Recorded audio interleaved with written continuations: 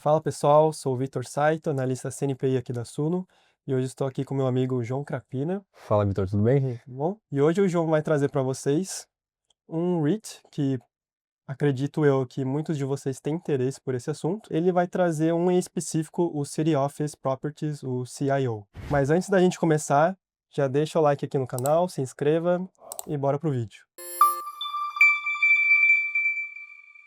E aí, João, o que você pode contar pro pessoal sobre o City Office? Pode dar um overview primeiro? Boa. Bom, basicamente o City Office é um REIT focado em adquirir e operar propriedades comerciais, são basicamente escritórios, normalmente escritórios de boa qualidade, A e A+.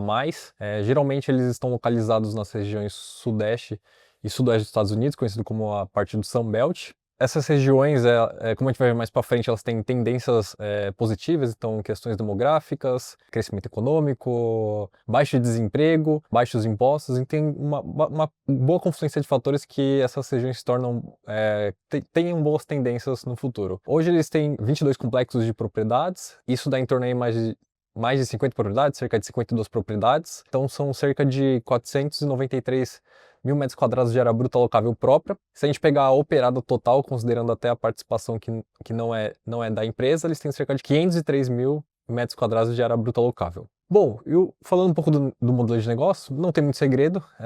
Como qualquer REIT, ele ganha dinheiro principalmente por aluguéis, então dos inquilinos. Então eles fazem um contrato com o inquilino de uma metragem quadrada e em cima daquela metragem quadrada eles vão ganhar um aluguel. Além disso, eles também ganham receita sobre estacionamento e recuperações de custos dos inquilinos. Existem duas estruturas principais de aluguéis que o City Office faz com seus clientes.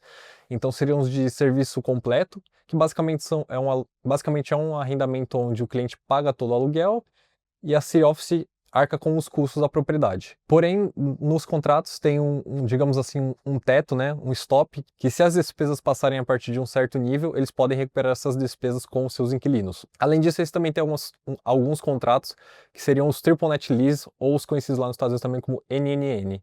Basicamente são contratos onde os inquilinos arcam com todos os custos da propriedade. Então, basicamente, manutenção das áreas comuns, impostos e os seguros.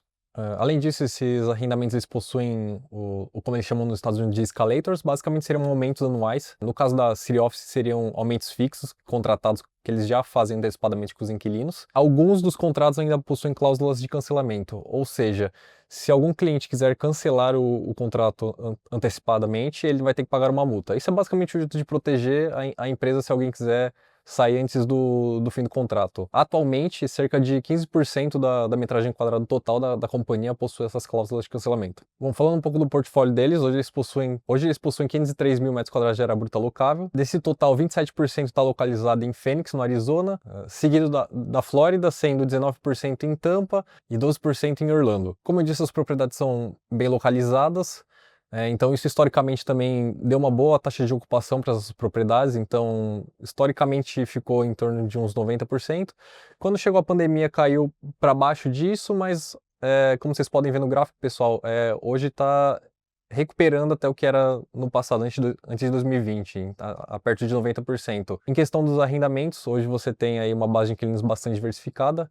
Nenhum inquilino hoje tem mais de 5% da área total de alugada, sendo que cerca de 22%, mais ou menos 23%, representa o total dos 10 maiores inquilinos dos arrendamentos. Hoje o prazo médio aí dos arrendamentos é em torno de 4,5 anos. Parece um período curto, mas isso dá algumas oportunidades de renovação para a companhia. Então, pensando hoje como o custo de vida está um pouco alto, então ela pode renovar esses aluguéis a um preço maior, ou às vezes também existem momentos que o aluguel dos seus prédios nem sempre estão de acordo com o do mercado, porque às vezes o mercado pode estar aquecido e tudo mais, e então isso dá a oportunidade dela ajustar o preço do aluguel para como está do mercado, então meio que ela ganha uma margenzinha só ajustando esse contrato. Bom, João, você comentou, né, que várias propriedades dela tá na região sul dos Estados Uhum, Unidos, né, conhecido como Sun Belt. Por que exato. que essa região é tão importante para ela? Bom, não existe uma definição muito certa do que é o Sun Belt, essa região do sul dos Estados Unidos. Tem especialistas que colocam alguns estados ou tiram alguns estados. Então, por exemplo, se a gente for de uma forma englobar essa parte do sul. Então você pode colocar o sul da Califórnia, você pode colocar Arizona, você pode colocar Texas, você pode colocar Carolina do Norte, você pode colocar Flórida.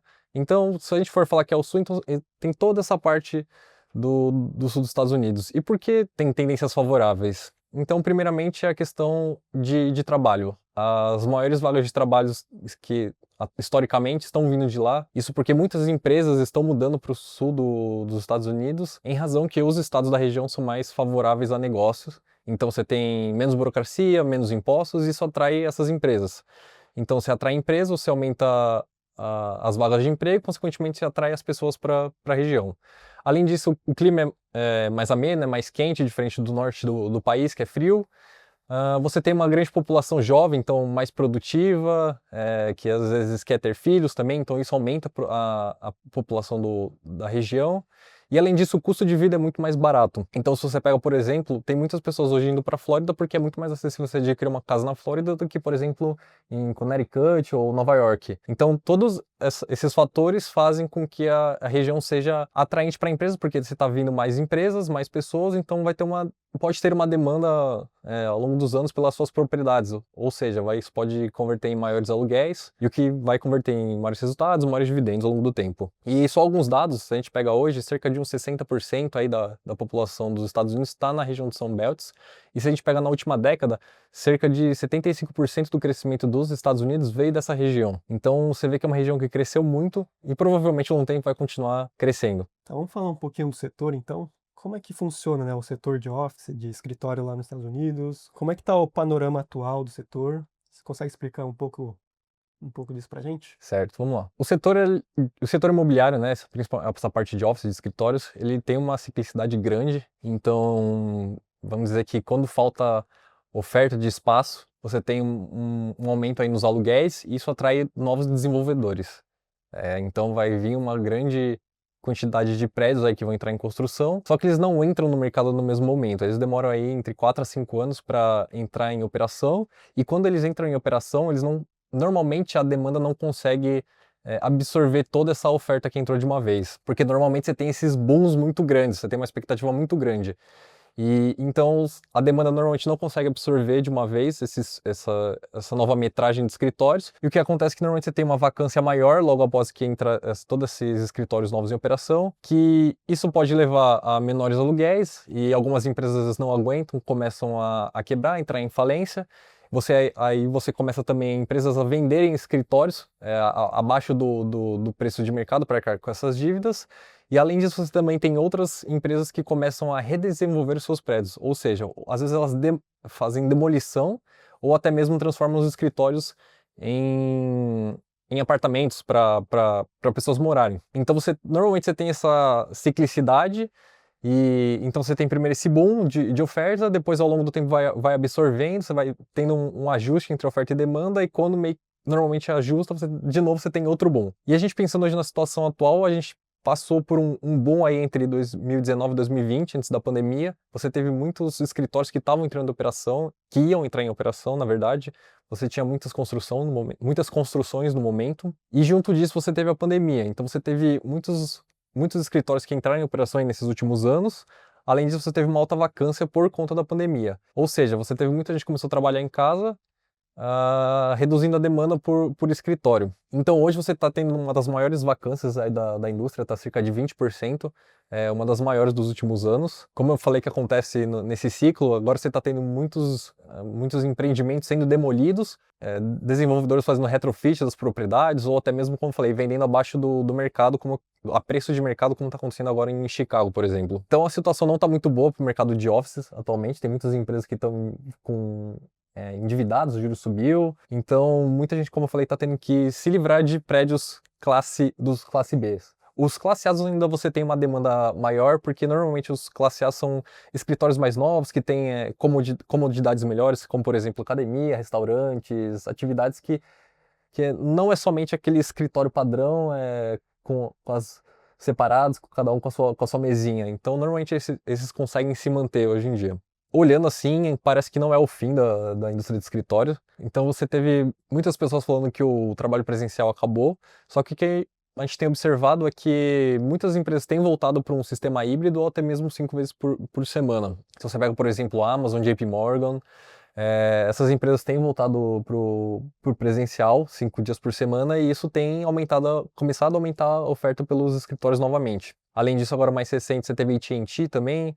Algumas empresas, como, se eu não me engano, o Citibank, eles ainda estão um pouco resistentes a voltar ao presencial total, mas você vê que tá mudando isso. Se você pega, por exemplo, do primeiro trimestre de 2022 para cá, antes você tinha 1/3 das empresas no total home office, hoje você tem 1% das empresas no home office. Então você vê que teve uma diminuição muito grande, então hoje você tem mais um modelo híbrido junto com o presencial. Então parece que aí ao longo do tempo as empresas devem voltar praticamente tudo presencial ou algo mais próximo de 3 a 4 dias por semana. Então você, com esses fatores de uma oferta menor de escritórios, por conta de demolições, menos construções ou esses retrofits, junto dessa demanda que está voltando, provavelmente a gente vai ver mais um ciclo novamente aí do setor de escritórios aí voltando aí. Então um boom pode acontecer novamente aí nos próximos anos. Bom, vamos falar um pouco dos números então. Você consegue comentar um pouco para a galera a evolução, assim, Uhum. um pouco da análise financeira da Certo. empresa? O NOI, que basicamente é receita menos custo de propriedade, então que será basicamente os resultados das propriedades cresceram 3% ao ano, a margem média ficou em 60% ao ano. Como ela arca com os custos das propriedades, né? Alguns contratos exigem que ela arque com esses custos, ela não tem uma margem tão alta se você compara com os contratos, os triple net leases. Se você pega alguns REITs da indústria, algumas margens passam de 80%. Se a gente pega o Funds from Operations, que é basicamente a geração de caixa, uma proxy aí que é usada muito na indústria, cresceu em 10% ao ano, como vocês podem ver no gráfico, pessoal. Teve uma queda aí recente, isso foi por conta de aumento de juros, como eu falei, os juros impactou um pouco os resultados dela aí nos últimos anos. E ela também fez algumas vendas de propriedades que não estavam performando bem, e algumas delas tinham dívida embaixo. E então, ao invés de pagar essas dívidas, ela preferiu devolver as propriedades para os credores. Só que aí, como é um REIT, o legal é a gente olhar por ação. Porque normalmente o REIT ele cresce muito por emissão de dívida ou emissão de ações. Então, se ele está emitindo as ações a um preço que, digamos assim, emitindo ações em um preço barato, o adicional da aquisição às vezes não pode ser muito bom e ir gerando diluição. E se a gente pega agora o histórico aqui do FFL por ação, você vê que meio que ficou estagnado ao longo do tempo. Cresceu até 2020, 2021. Se a gente olha mais ou menos em 2015, ele começou alto, só que como eu falei, ela não tinha feito IPO, então num primeiro momento você teve uma grande emissão de ações. Ele foi até que crescendo até 2021. Porém, com todas essas questões de má alocação de capital, ela fez algumas aquisições caras em 2021 de alguns edifícios e toda essa questão dos juros também que subiu. Olhando o período inteiro, você vê que ficou meio estagnado.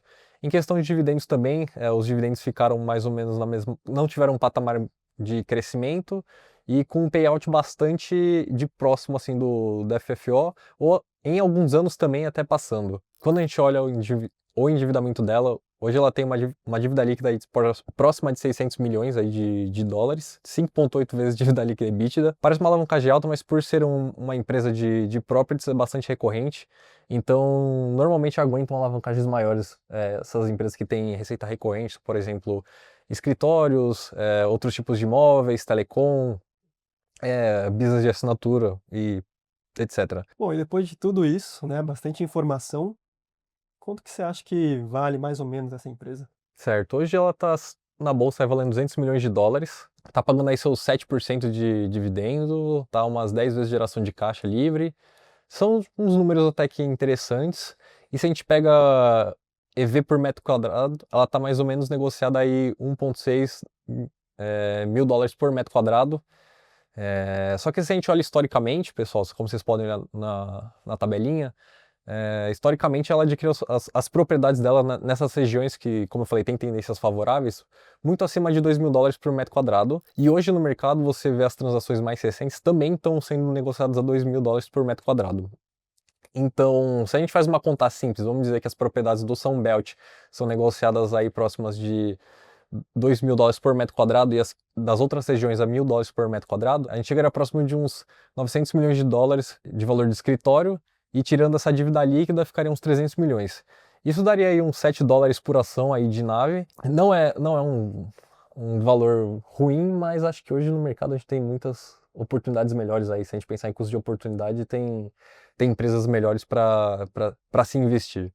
Bom, pessoal, se vocês gostaram do vídeo, não deixa de dar o like, ativar o sininho.